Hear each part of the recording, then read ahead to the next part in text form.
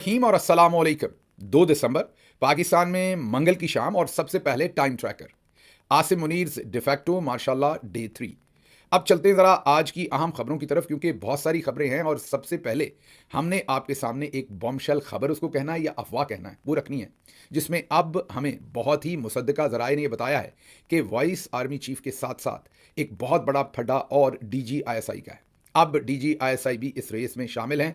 मामला है क्या, ये सब कुछ आपके सामने रखते हैं, जिससे आपको बहुत बेहतर अंडरस्टैंडिंग होगी या अंडरस्टैंडिंग करने में मदद मिलेगी कि ये नोटिफिकेशन का जो सारा सागा है, ये जो ब्रेकडाउन हुआ है between Nawaz family and Asim Munir, ये सब कुछ है क्या। उसके साथ ही साथ हमने आपको ये भी बताना है कि नवाज शरीफ और शहबाज शरीफ की रायवंड के अंदर मुलाकात हो गई है।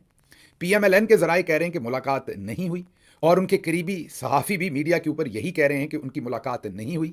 लेकिन मोहसिन नकवी, जिनका 24 न्यूज़ चैनल है, उन्होंने ये खबर ब्रेक कर दी है और इस खबर से पर्दा उठा दिया है, और उन्होंने कहा है कि ये मुलाकात आज रायवंड में हुई है। उसके साथ ही साथ कुछ जर्नलिस्ट कह रहे हैं कि शहबाज शरीफ अभी भी लाहौर में है और कुछ कह रहे हैं इस्लामाबाद रवाना हो चुके। इसके ऊपर भी तफसीली बात, लेकिन सबसे पहले ज़रा आपके सामने खबर रख दें अडयाला जेल के सामने की, जहां पर इमरान खान की बहनें और पार्टी के तमाम तकरीबन मेंबरान आज जमा थे।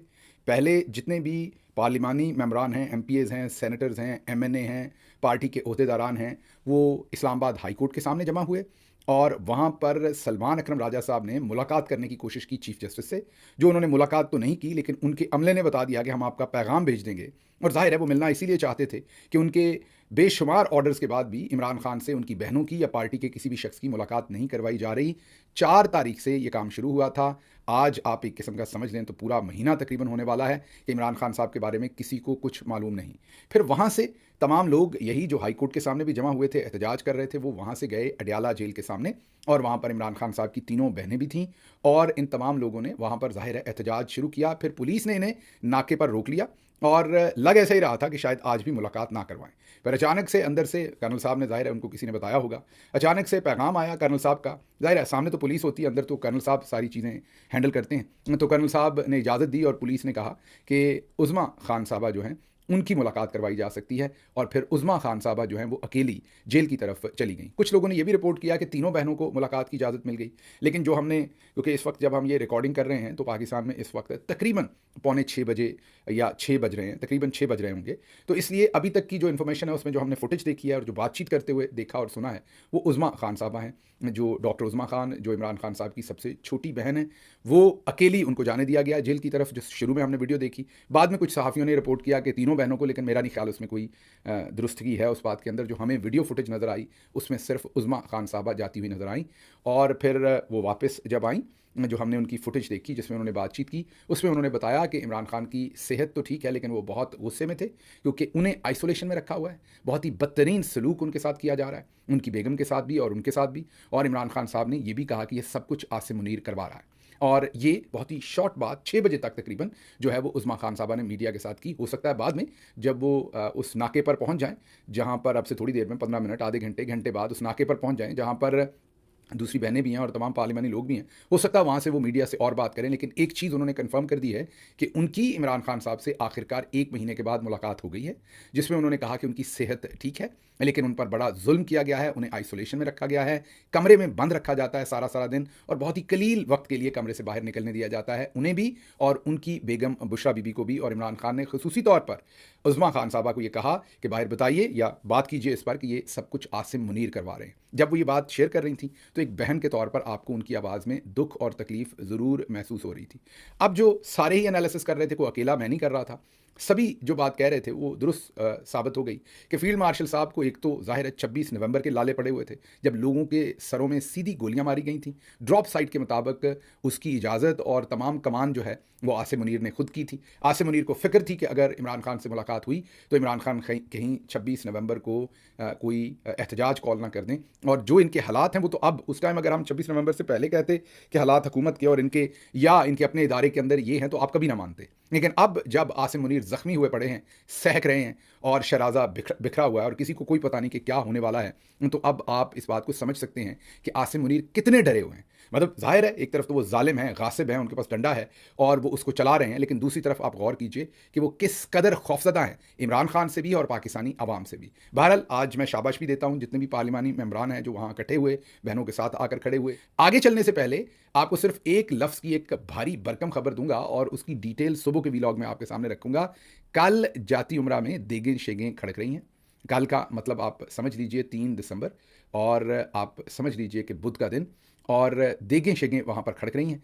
बड़ा बड़ा कोई वीवीआईपी किस्म का लंच है। हमें अभी तक गेस्ट्स का कोई पता नहीं है, लेकिन जिस तरह की सिक्योरिटी हमें पुलिस और दूसरे इदारों से लाहौर में से पता चल रही है, जिस तरह की सिक्योरिटी डिटेल लाहौर के अंदर लगाई जा रही है कल के लंच के लिए अभी से, उससे लग रहा है कि फील्ड मार्शल आसिम मुनीर शायद जा रहे हैं और वहाँ मुलाकात कर रहे हैं और हो सकता है अब वहाँ पर इनकी निगोसिएशन हो, कोई पाँव पड़े, एक पाँव पड़े दूसरे के या दूसरा पहले के, कौन पड़ता है ये मैं आपकी इमेजिनेशन पर छोड़ता हूँ। लेकिन ये आपको ब्रेकिंग न्यूज़ दे रहे हैं और ये कंफर्म खबर है, इसके पीछे हम खड़े हो रहे हैं, इस खबर के पीछे अफवाह नहीं है कि कल एक भारी भरकम किस्म का लंच है वो सीक्रेट, उसको ये बहुत इंपॉर्टेंट लंच कहा जा रहा है और पुलिस उसकी सिक्योरिटी पर अभी से कॉर्डन ऑफ कर रही है चीज़ें, अभी से वहाँ पर सिक्योरिटी के इंतजामात और भी ऐसी सिक्योरिटी भी पहुँची है जहाँ से लगता है कि या आसिम मुनीर खुद या उनका कोई बहुत ही मोतमद ख़ास उनके इदारे में से कल वहाँ पर उस लंच पर तशरीफ़ लाएंगे। जो भी उसमें हुआ वो आपके सामने रखेंगे।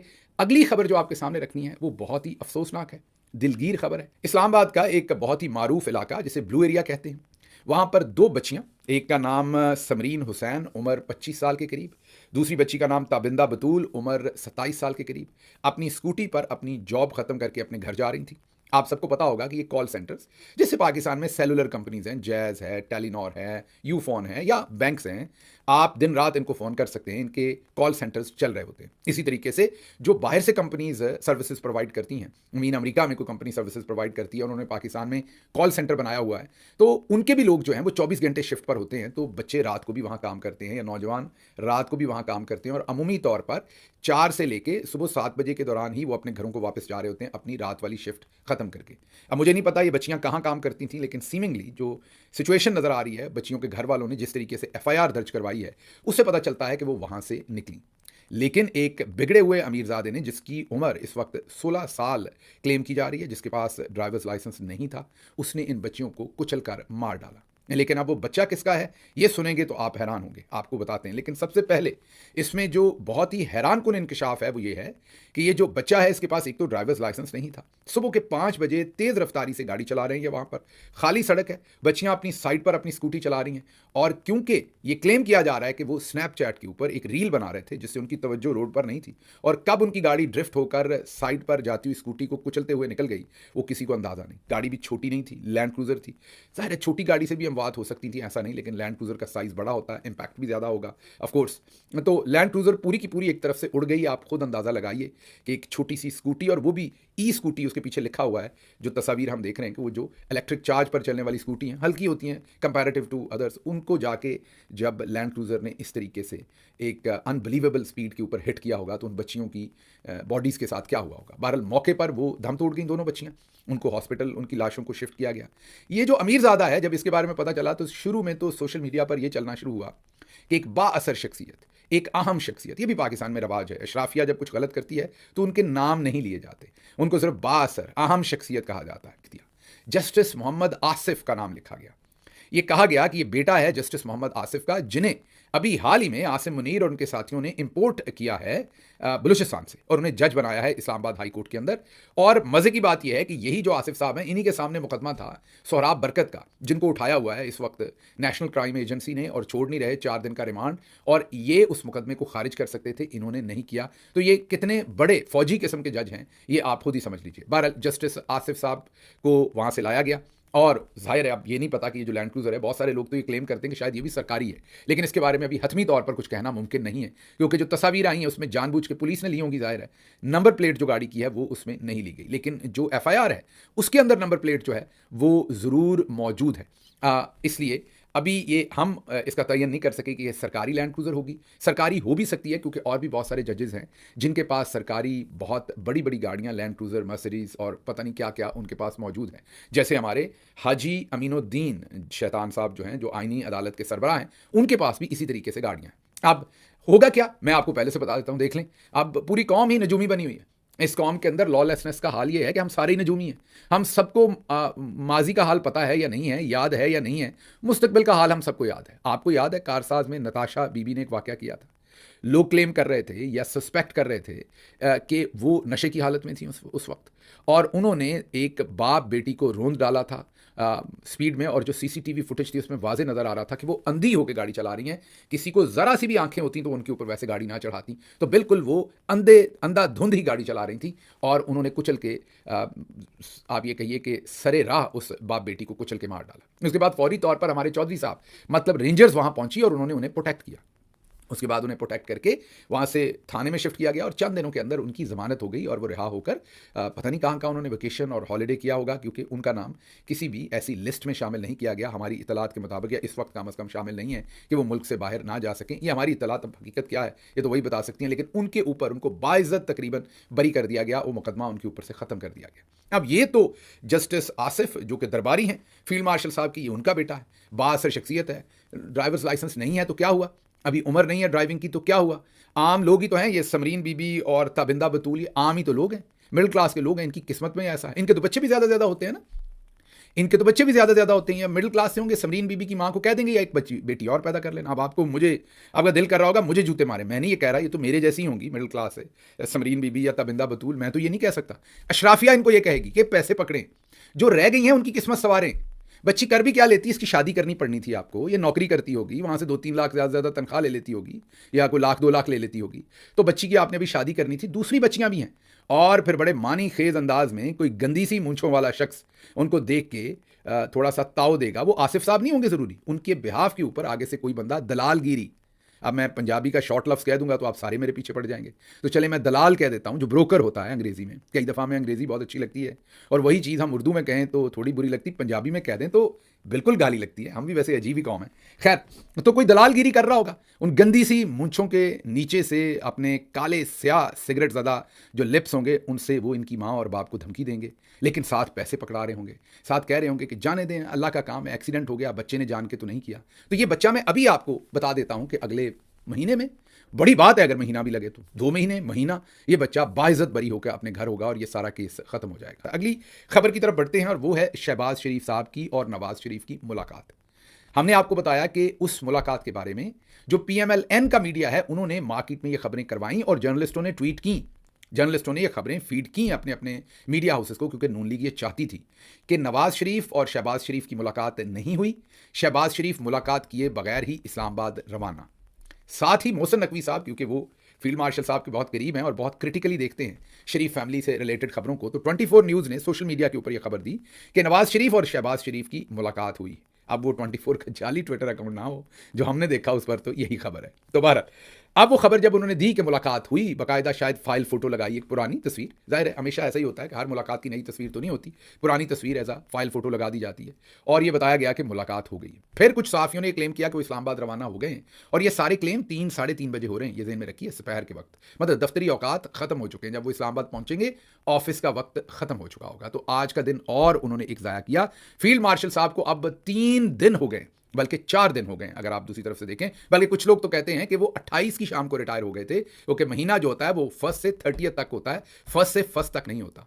तो अगर महीना 1 से 30 तक का होता है, तो उसी तरह से जब वो 29 नवंबर को उनका टेन्योर शुरू हुआ था 2022 को, तो 28 नवंबर 2025 को उनका आर्मी चीफ का टेन्योर खत्म हो गया। तो उस हिसाब से उन्हें 5 दिन हो गए हैं रिटायर हुए, और अगर चलें वो ना भी गिने तो 4 दिन तो हो गए हैं, और तीसरा दिन उनका जो अब जारी सारी है, जो डिफेक्टो मार्शल है, और इसमें शहबाज शरीफ ने एक और दिन ज़ाया किया है। और अब देखते हैं मामला क्या होता है। अब हम आपके सामने रखने लगे हैं एक खबर, लेकिन आपने इसे बेशक अफवाह समझे, क्योंकि मैं सनसनी नहीं बेचना चाहता, ना बेचता हूं, मैं वो बताता हूं, और अगर मेरे ज़राए थोड़े से भी हल्के होते तो ये खबर मैं आपके सामने ना रखता। यकीन कीजिए बहुत सारी, दिन में दर्जनों ऐसी खबरें आती हैं जो बहुत सारे दोस्त करते भी हैं, और वो हक बजाने में करने की मैं सुनता रहता हूँ, किसी ने ये कहानी सुना दी, किसी ने ये, और सबका हक है, जैसे हम कहानी सुनाते हैं उनका हक भी है, लेकिन वो दर्जनों खबरें बहुत दफ़ा हमारे पास भी आती हैं। जब तक ज़राए मुसद्दका ना हो, हमें उस शख्स की इंटेग्रिटी का ना पता हो जो हमें खबर दे रहा है, और उसकी एक्सेस का ना पता हो, तो मैं अफवाह आपके सामने नहीं रखता। अब इसे खबर मैं इसलिए नहीं कह सकता कि कोई इसका कागज़ नहीं है मेरे सामने, कोई इसका सबूत नहीं है मेरे सामने। ये इदारे के अंदर से चंद लोगों की किसी बहुत ही सीनियर शख्सियत के साथ बातचीत हुई, जिन्होंने ये बात मुझ तक पहुंचाई। बात यह है कि असल फटा इस सारी काम का, एक तो वाइस आर्मी चीफ अपनी पसंद का अपना बंदा लगवाना है और फील्ड मार्शल नहीं लगाना चाहते अभी, वो है। लेकिन उससे भी एक बॉम्बशेल और हमें रिवील हुआ, और वो ये हुआ कि असल में फील्ड मार्शल साहब ने किसी को चूज किया हुआ था कि जैसे ही मैं चीफ ऑफ डिफेंस फोर्सेस बनूंगा तो जो DGISI हैं मौजूदा, जो आपको पता कैबिनेट मेंबर भी हैं, नेशनल सिक्योरिटी के जो हमारे एडवाइजर भी हैं, NSA हैं, तो वो NSA के तौर पर शायद काम जारी रखें, लेकिन उन्हें DGISI से हटा दिया जाए, क्योंकि वो रिटायर हो चुके हैं, उन्हें 2-3 महीने हो गए रिटायर हुए, अभी वो टिल फर्दर ऑर्डर्स काम कर रहे हैं। उन्हें हटाकर उनके जहन में एक जनरल साहब थे जिनकी जिनकी अपॉइंटमेंट उन्होंने करनी थी। अब हमारे जरा ये क्लेम कर रहे हैं कि काम तब खराब हुआ जब इस्लामाबाद के F6 सेक्टर के एक घर में उनकी और शरीफ खानदान की एक अहम शख्सियत की 2 घंटे लंबी मुलाकात हुई, और उस मुलाकात का फील्ड मार्शल को पता चल गया। उससे पहले सब सेट था, फील्ड मार्शल अपनी इंटेंट दे चुके थे, वो नवाज शरीफ को, शहबाज शरीफ को, मरियम नवाज को, किसी और को पता हो ना पता हो, लेकिन इन 3 को पता था कि वो किस जनरल साहब को अगला DGISI लगाना चाहते हैं। तमाम चीज़ें फाइनल थी उसके ऊपर। जब जनरल साहब को पता चला कि ये साहब जो हैं ये तो बहुत शुरफा के साथ बहुत ही ज़्यादा राब्ते में हैं, तो ये तो मेरी किल्ली निकाल देंगे। और दूसरी तरफ आपने ये तो अब सुन ही लिया सबसे, अबसार आलम साहब ने ये पहले रिपोर्ट किया था सबसे, उसके बाद दूसरे दोस्तों ने भी किया कि क्या कुछ हुआ था जो नेशनल वर्कशॉप के अंदर जो फील्ड मार्शल आसिम मुनीर ने जिस तरीके से दोनों खानदानों को चोर कहा, भुट्टो खानदान, जरदारी खानदान और शरीफ खानदान, इन खानदानों को चोर कहा, लोगों को कहा कि आप इनके गुलाम हैं, और वहां पर इनके खिलाफ बहुत ज़्यादा गमो गुस्सा उन्होंने बोला। अब शरीफ खानदान को यह पता था, और जैसे कि मोहसिन नकवी ने जुलाई में एक ट्वीट किया था कि हसद बुरी चीज़ है, क्योंकि शरीफ खानदान बार बार औरंगजेब साहब को भी फायर करवाना चाहते थे, जो इस वक्त फाइनेंस मिनिस्टर हैं, और सिक्योरिटी और दूसरे मामलात के इंटीरियर मिनिस्टर मोहसिन नकवी हैं, शरीफ खानदान उनको भी फायर करवाना चाहते हैं। वजह क्या है कि मोहसिन नकवी जो है वो CM पंजाब भी रहे, तो मोहसिन नकवी अभी भी मरियम नवाज के कामों के अंदर बहुत ज़्यादा दखल अंदाजी करते हैं। मरियम नवाज को तो अपने अब्बा जी भी पसंद नहीं है जो दखल अंदाजी करें। मरियम नवाज साहबा ने तो सफदर भाई को सूबा बदर किया हुआ है, और जो हमजा शहबाज हैं उसको भी सूबा बदर किया हुआ है बेचारे को। तो मरियम साहबा तो किसी को बर्दाश्त नहीं करती। चचा को भी इजाजत नहीं है कि पंजाब के बारे में कोई फोन कर सकें, वो भी सिर्फ मरियम के साथ बात कर सकते हैं। तो मोहसिन नकवी तो दनदनाते हुए पंजाब के अंदर इंटरफेरेंस करते हैं, और फिर सेक्टर कमांडर्स भी करते हैं। तो मरियम साहबा को यह था कि अगर ISI पे अपना बंदा आ जाएगा तो फिर सेक्टर कमांडर्स भी बंदे के पुत्र बन जाएंगे, मोहसिन नकवी को हटाने में हम कामयाब हो जाएंगे, और औरंगजेब साहब को भी हटाने की बातें तो अब खुल के ही हो गई हैं, किसी ने कोई कमी बेशी ही नहीं रखी। शहजाद इकबाल साहब जो जियो TV के मायानाज रिपोर्टर हैं, उन्होंने भी खबर ब्रेक कर दी है कि नून लीग के जराए उनको ये बता रहे हैं कि औरंगजेब औरी साहब जो हैं, जो हमारे मुशीर हैं, वजीर हैं खजाना के, वो फेल हो गए, और उनका फेलियर अब इनएविटेबल है, और उनका डिपार्चर भी अब इनएविटेबल है। वो कहते हैं कि SIFC भी फेल हो गई है, क्योंकि जाहिर है जब अबसार आलम ने रिपोर्ट किया था तो उसमें भी उन्होंने कहा था कि फाइनेंस भी आपके पास है, सिक्योरिटी भी आपके पास है, और आप इन दोनों में फेल हो गए। आसमा शराजी साहब और दूसरे तमाम लोग भी दबे छुपे अल्फाज में अब यही एनालिसिस रख रहे हैं। तो अगर औरंगजेब साहब भी फारिग हो रहे हैं, मोहसिन नकवी के साथ तो पहले ही जंगें तेज़ हैं, और अब जो शरीफ खानदान की आखिरी एक, आप ये आखिरी कहिए या मास्टर स्ट्रोक था कि आसिम मुनीर साहब, कई दफ़ा आप किसी को ज़्यादा कंफर्टेबल कर देना, आप में से बहुत सारे ये सवाल पूछते हैं कि अगर मामला इतना ही ख़राब था तो 27वीं तरमीम आपने क्यों पास करवाई। मैं आपको इसका बताता हूँ। कई दफ़ा आप इंतज़ार कर रहे होते हैं, कोई बंदा आपसे बदतमीज़ी करे, कोई बंदा आपसे कोई चीज़ मांगे, आपको पता होता है यहाँ मैं इसको जवाब दूंगा तो मैं कमज़ोर हूँ, आप इंतज़ार करते हैं, आप उसे कहते हैं चलो बैंक चलो, वहाँ करते हैं, मार्केट चलो, चलो आपके अब्बा हजूर के सामने चल के बात करते हैं, या आपके भाई के सामने, और जैसे ही वो माहौल बदलता है जिसमें आप खुल के एक्सप्रेस कर सकते हैं, जिसमें आप थोड़े से स्ट्रॉन्गर पोजीशन पे आते हैं, तो आपकी फिर बार्गेन जो पार होती है वो डिफरेंट होती है। शरीफ खानदान 27वीं तरमीम पर बार्गेन पार नहीं रखता था। आसिम मुनीर आबो ताब के साथ डंडे के साथ बैठे हुए थे। जब 27 को नोटिफिकेशन नहीं हुआ तो अब अगर वाकई शरीफ खानदान पाँव के ऊपर वजन डाल के एक नए आर्मी चीफ का नोटिफिकेशन कर दे तो अब मसला फिर खराब हो गया, और वो कर सकते हैं आईनी तौर पर, कानूनी तौर पर। मैं कम से कम 3 सीनियर तरीन वकला, जिनमें से 2 कम से कम साबिक अटॉर्नी जनरल्स हैं, वो ये कह चुके हैं कि नोटिफिकेशन चाहिए 3 साल के बाद, 2 साल एक्सटेंशन जो आर्मी चीफ की जॉब है उसमें नोटिफिकेशन चाहिए। उसकी वजह यह है कि अगर अभी आप ये chairman chief of defence forces का नोटिफिकेशन करते हैं तो ये तो 5 साल का होगा। तो अब अगर 27वीं तरमीम के हिसाब से आप ये मान भी लें कि 3 साल और 2 साल और मिल गए, तो फिर 2027 के बाद आर्मी चीफ कौन बनेगा? वो नहीं होगा अभी से उसका फैसला। तो इसलिए नोटिफिकेशन तो चाहिए। तो अब अगर शरीफ खानदान किसी और को, मसलन ज़िक्रिया साहब को बना देते हैं वो आर्मी चीफ, या किसी और को वो फयाज शाह साहब को आर्मी चीफ बना देते हैं, किसी को बना देते हैं, तो जो आसिम मुनीर, मैं ये नहीं कह रहा बनाएंगे, मुझे उम्मीद नहीं है कि वो किसी और को आर्मी चीफ बनाएंगे, मुझे लगता है इनकी सौदेबाजी हो जाएगी, लेकिन दरार पड़ गई है, बीच में ये फ्रैक्चर हो गया सारा सिस्टम। इसके मामलात आने वाले दिनों में आपको नजर आएंगे। लेकिन अगर ये नोटिफिकेशन कर दें तो फिर सोचिए कि मामला किस तरफ जाएंगे। फिर या तो आसिम मुनीर को परवेज मुशर्रफ की तरह मेरे अजीज हमवतनों करना पड़ेगा, या चुप करके घर जाना पड़ेगा। घर नहीं जाना पड़ेगा, जो कुछ उन्होंने कर रखा है उन्हें जहाज पर बैठकर पहली फुर्सत में पाकिस्तान से भागना पड़ेगा। तो Asim Munir is in deep trouble right now. उनको अब खुद नहीं समझ आ रही होगी कि इन्होंने मुझे कहां लाकर मारा है। और जब इनको लाइफ टाइम इम्यूनिटी दे रहे थे, 27वीं तरमीम पास हो रही थी, चीफ ऑफ डिफेंस फोर्सेस बन रहे थे, तो वो जैसे किसी बच्चे को वर्गला के आप ले आते हैं ना, कोई उसके बाल कटवाने वो मान ना रहा हो या कुछ और हो, तो ऐसे ही बच्चे को बहला फुसला कर वो नानी के घर ले आए और वहां पर ला के अम्मा ने, पुरानी अम्मा है तो आपको पता है जूता शूता फेर लेती थी बच्चों को, अब तो ज़रा फैशन बदल गए, तो वहां लाकर अब नानी अम्मा के घर, नानी अम्मा आगे पीछे हुई हैं तो अम्मा जान जो है वो जूता फेर रही हैं।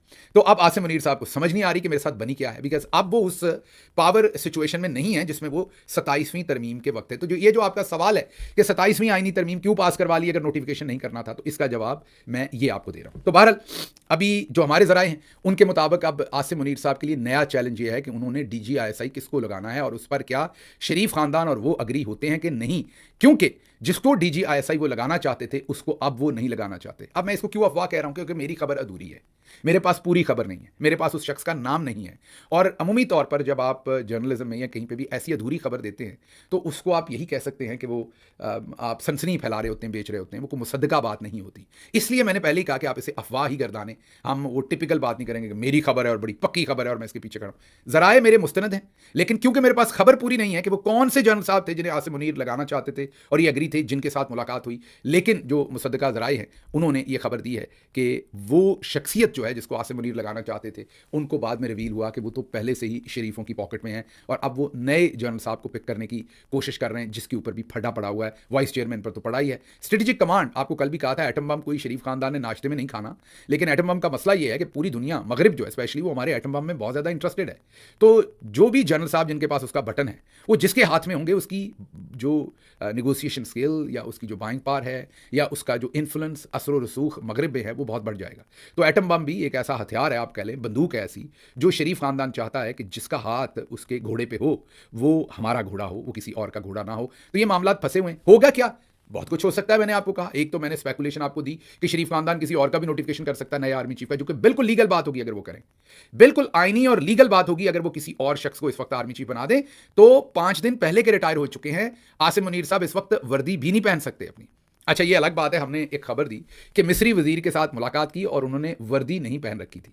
तो जो एक जर्नैली मीडिया है, नाम मैं नहीं लेता, टाउट किस्म का मीडिया है, उन्होंने रिबटल जारी किया कि शहबाज गिल वहां बैठकर फितना फैला रहा है। इतवार वाले दिन मुलाकात हुई थी, घर पे मुलाकात हुई थी, घर में वर्दी कौन पहनता है? तो आप मुझे बताइए, घर में ऑफिशियल मीटिंग कौन करता है?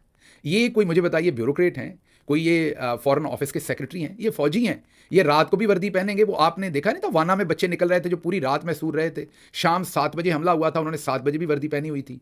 रात में तो वर्दी पहनने की तो कोई ज़रूरत नहीं है। तो इसलिए जब आप एक मिलिट्री की पोजीशन के ऊपर मुलाकात करते हैं, वो संडे हो या ईद का दिन हो, ईद वाले दिन छुट्टी होती है, कभी आपने देखा जब आर्मी चीफ ईद वाले दिन मुलाकातें कर रहे होते हैं तो तब भी उन्होंने कई दफ़ा वर्दी पहनी होती है। तो ये बेहुदा जवाब ना दें, कोई बेहतर बंदे हायर करें, मरासी हायर करने बेहतर करें जो आपको डिफेंड करें। ये क्या बेहुदा बात कर रहे हैं कि संडे के दिन मुलाकात थी, घर पर थी, तो घर पे कौन वर्दी पहनता है? ये सारी जो पहले मुलाकातें होती हैं, जहां से तस्वीर निकली है उसी सोफे पे होती हैं। जाहिर है वो घर का आर्मी हाउस का सोफा है, तो जो पहले यूनिफॉर्म में वहां पर मुलाकातें होती हैं और पहले इतवार के दिनों में होती हैं, तब वर्दी क्यों पहनी होती? और मजे की बात, जो ISPR साहब ने प्रेस रिलीज जारी की वो भी बड़ी मजेदार है। उस प्रेस रिलीज में भी उन्होंने चीफ ऑफ डिफेंस फोर्सेज नहीं लिखा। ये बहुत उम्दा बात है, ये जरा समझिए। उस दिन उनको रिटायर हुए 2 दिन हो गए थे, संडे वाले दिन, और जो ISPR ने प्रेस रिलीज जारी की कि मिस्र के फलां फलां वजीर के साथ फील्ड मार्शल की मुलाकात हुई, उसमें ना आर्मी चीफ लिखा गया। ये मैं आपको इंटरेस्टिंग बात बता रहा हूं, देख लीजिए जाके वो प्रेस रिलीज।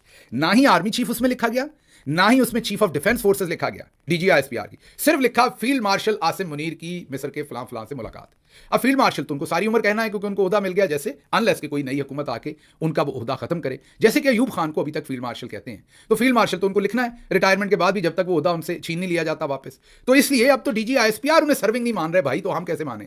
तो बहरहाल वो कल भी मंडे वाले दिन भी जब आए तो सहाफ़ी क्लेम कर रहे हैं, साबिर शाकिर साहब की स्टोरी है कि वो प्लेन क्लोथ्स में ही ऑफिस आए हैं, उन्होंने यूनिफॉर्म। खबरें और भी थी लेकिन मुझे यहां से इजाजत दीजिए।